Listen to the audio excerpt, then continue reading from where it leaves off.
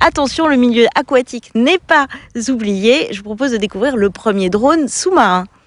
Ceci est un drone. Habitués que nous sommes à les voir voler, nous oublions la fonction essentielle de ces systèmes autonomes, pouvoir aller partout et donc aussi dans les milieux aquatiques. Droneo, c'est un projet qui a été imaginé il y a un peu plus d'un an de ça, un an et demi, sur des demandes qui ont été exprimées par des agriculteurs qui avaient initialement besoin de mesurer l'envasement, le niveau d'envasement de leurs lacs collinaires. En fait, ce sont des lacs de rétention d'eau qui leur permettent de stocker en hiver de l'eau et ils s'en servent pour arroser l'été. Pour répondre à cette problématique, la société R&Drone, basée à Mérignac, a donc développé Droneo en partenariat avec des laboratoires de recherche et d'autres entreprises de la région et en s'inspirant des technologies des drones volants. C'est un petit navire d'environ 2,50 m qui est découpé en 3 parties.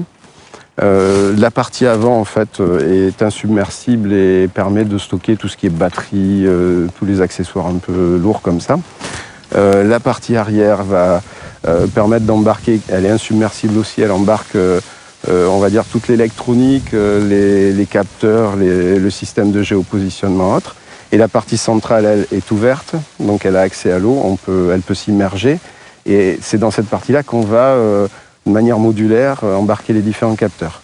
Parce que le projet, au départ, faisait de la cartographie sous-marine, mais on l'a étendu et on va intégrer de la mesure physico-chimique et de la mesure hydrosédimentaire. Les équipements embarqués peuvent ainsi cartographier des fonds aquatiques, mais aussi analyser la qualité de l'eau, accompagner les courants, mesurer les pollutions et suivre les populations de faune marine.